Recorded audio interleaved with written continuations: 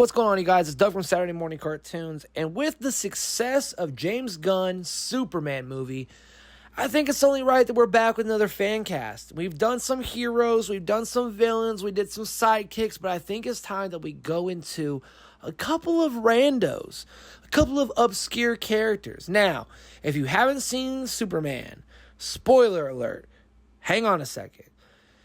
There's a scene where they show a couple of characters on a mural. They're kind of going over the history of the Hall of Justice or whatever the fuck they're going to make it. But it kind of shows a couple of characters they've had over the years. And based off that, we are going to go over the Justice Society of America.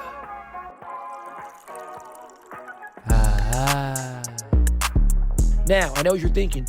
Doug, Batman's in the Justice Society. Oh, wait, the Flash, one of the Flash, two of the Flashes, and Black Canary. How are we going to do it, Tom? Fuck you. How about that? How about, you know what I mean? How about, it's that simple. How about Amy Adams was your fucking Lois Lane? So I eat my eyeballs. I think if we're going to do certain characters, we should do them all. I think it's that simple. Some, all. That simple. If James Gunn is going to bring them all, fuck it. We can have other iterations, other generations, Like how Tim Drake or Jason Todd or Damian Wayne or Carrie Kelly or whatever other Robins we have left. I think we need to start with one of the baddest bitches, one of the greatest fighters, one of the greatest trainers of the Justice League itself, Black Canary. There's a couple of characters that deserve their own shows, and we've covered in a separate episode. But this character should be in so many different cameos because of how titular she is when it comes to training all of the League members, the sidekicks, the Young Justice members.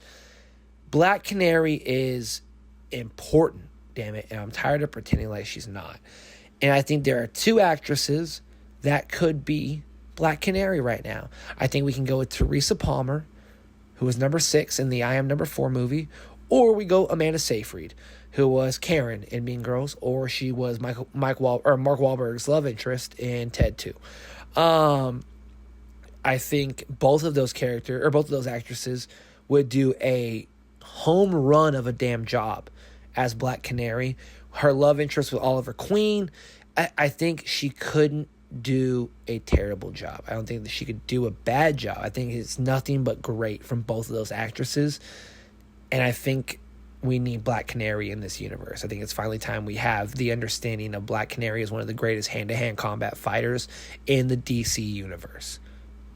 Now, with the Justice Society, we have to talk about one Green Lantern and one Green Lantern alone. Alan Scott, ladies and gentlemen, the first Earth Green Lantern. And I think if Charlie Hunnam isn't going to be Green Lantern, I think with the look of the bearded Alan Scott, Charlie Hunnam can be a great cameo of just like a picture of, or he doesn't have to do the franchise, doesn't have to do cameos, just one picture of him in that suit. I think it could be really fucking good. Because he's already talking about he doesn't really want to do a superhero franchise and be in the spandex and yada, yada, yada. Great, you don't have to. Just do it for one cameo in the scene. Just be in that photo background of what they used to be back in the day. You know what I mean? It could be so fucking great. Charlie Hunnam would be a great Alan Scott. In my hero episode, I pitched that Alan Ritchson would be a phenomenal Batman. While I do stand by that statement, I have to retract it because I don't think he would be a good Bruce Wayne. I think he is too fucking big of just a human for people to be like, oh, that's obviously Batman. Like, I don't think he can get a black hair dye and pull off a Bruce Wayne, unfortunately. But he could pull off Wildcat. Think about how fucking big Alan Ritchson is for a second. Think of him in that Panther suit. You know what I mean? That giant cat suit. I think Wildcat would be a hell of a casting for Alan Ritchson. Easily. Now, if we're going to go with the originals, we're going to go the original Green Lantern. If we're going to go with Wildcat, we need to go with the original Flash, J. Motherfreaking Garrick.